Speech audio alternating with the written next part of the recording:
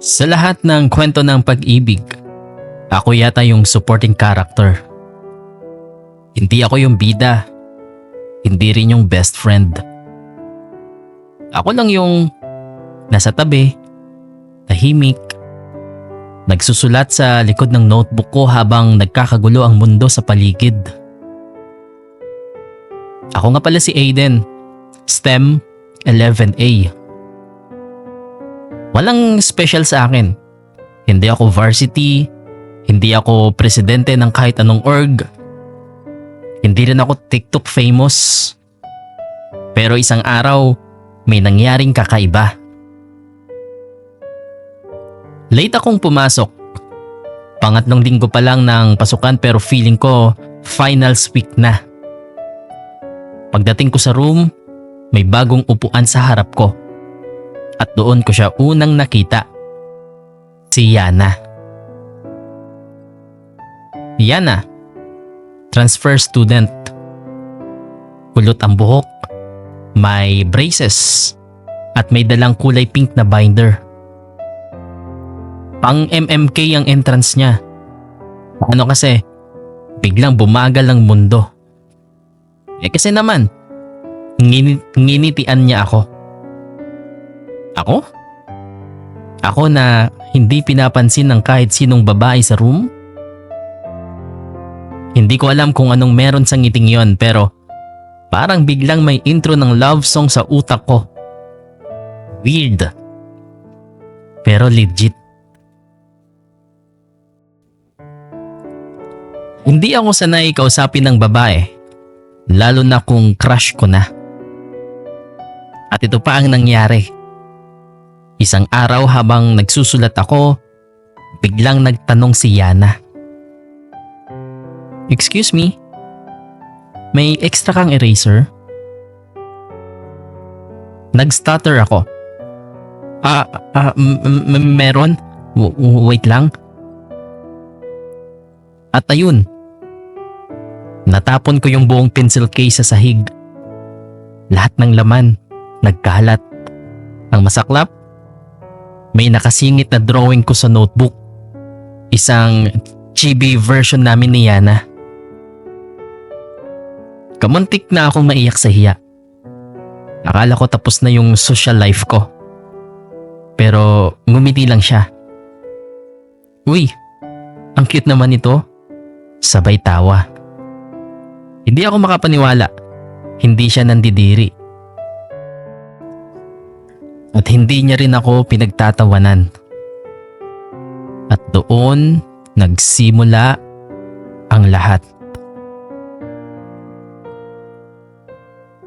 Simula noon, madalas na kaming mag-usap ni Yana. Hindi kami lagi magkatabi pero lagi siyang lumilingon. Kinakamusta ako. Ang corny ko pero sinusulat ko lahat sa likod ng notebook ko. Lahat ng interaction namin. Lahat ng kilig. Lahat ng awkwardness. Hanggang sa dumating ang field trip.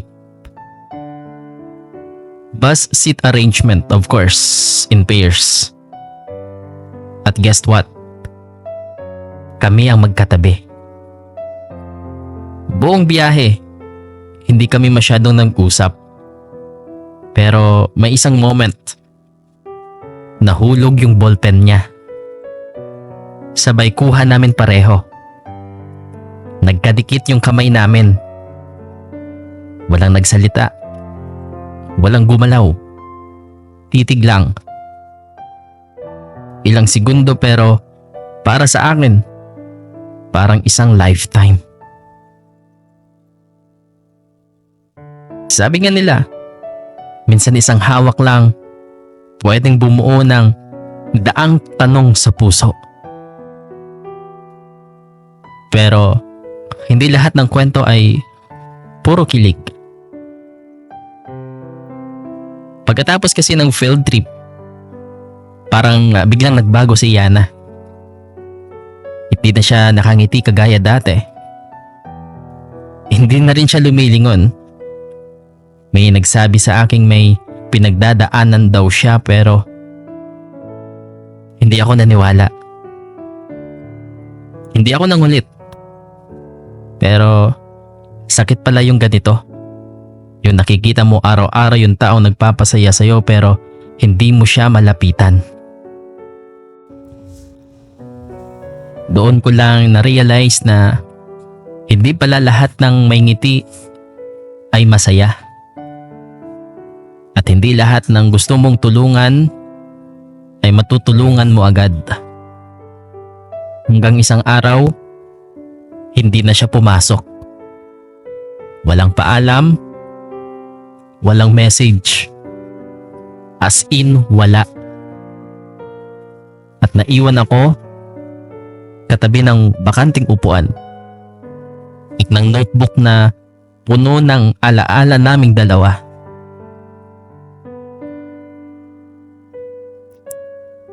Isang buwan ang lumipas. Tahimik pa rin ako. Pero hindi na ako yung dating Aiden. Mas lumalim ang mga sinusulat ko. Hindi ko alam kung marunong akong magmahal pero marunong akong masaktan. Hanggang isang araw, dumating ang isang sulat sa locker ko. Walang pangalan pero kilala ko ang sulat kamay. Kay Yana. Hi Aiden. Sorry kung bigla akong nawala.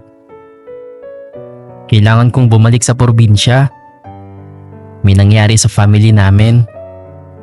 Hindi ko kinaya magpaalam kasi baka hindi ko kayanin yung itsura mo habang umaalis ako.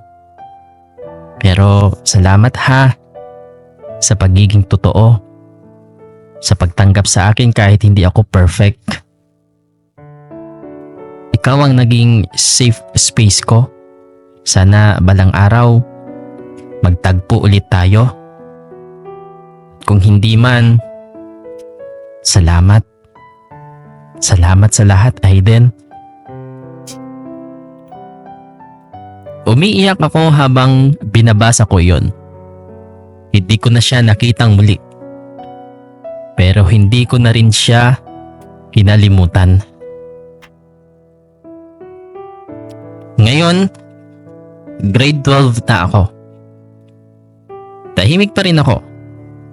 Pero hindi na ako katulad ng dati. Mas bukas na ang puso ko. At minsan, habang binubuklat ko ang luma kong notebook, nakikita ko yung mga drawing ko noon. Yung chibi version namin ni Yana. Yung mga quote na sinulat ko pagkatapos ng bawat kilig o sakit. At alam mo, kahit saglit lang yung sa amin ni Yana, masaya akong naranasan ko siya. Kasi sa mundong puno ng ingay at pagmamadali, may isang Yana na huminto para pansinin ako. Ako, ang lalaking tahimik lang sa likod ng notebook.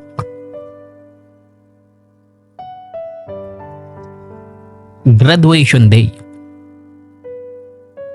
Ilang araw ko nang pinipigilan ang sarili kong maiyak, pero habang nakaupo ako sa gitna ng auditorium, suot ang toga at may medal sa leeg, hindi ko mapigilang mapaisip. Paano kung nandito siya? Paano kung kasama ko pa rin si Yana? Ilang buwan na rin kasi mula nang huli ko siyang marinig sa sulat. Walang sumunod na mensahe. Walang update. Parang isang panaginip na lang kasi ang lahat. Pero kahit ganun, araw-araw ko pa rin dinadala ang lumang notebook ko. Hindi dahil umaasa ako kundi dahil mahalaga sa akin ang lahat ng naisulat ko roon. Yung bawat kilig at bawat lungkot. Bawat araw na kasama ko siya kahit saglit lang. Nag-umpisa na ang graduation march. Isa-isa kaming tinawag. Tahimik lang ako. Walang cheering squad na dala. Walang banner. At walang confetti. Pero masaya na rin. Nakaya ko. At least. Hanggang sa bigla kong narinig ang stage. Aiden Reyes with honors. Tumayo ako. Lumakad papunta sa stage. Sakto lang. Hindi kabado. Hindi rin masyadong confident.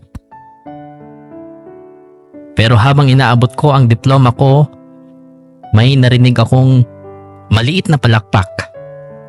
Mahina pero sapat para marinig ko. Doon ko siya nakita. Sa dulo ng auditorium, may isang babaeng nakatayo. Hawak ang pink na binder. Kulot pa rin ang buhok.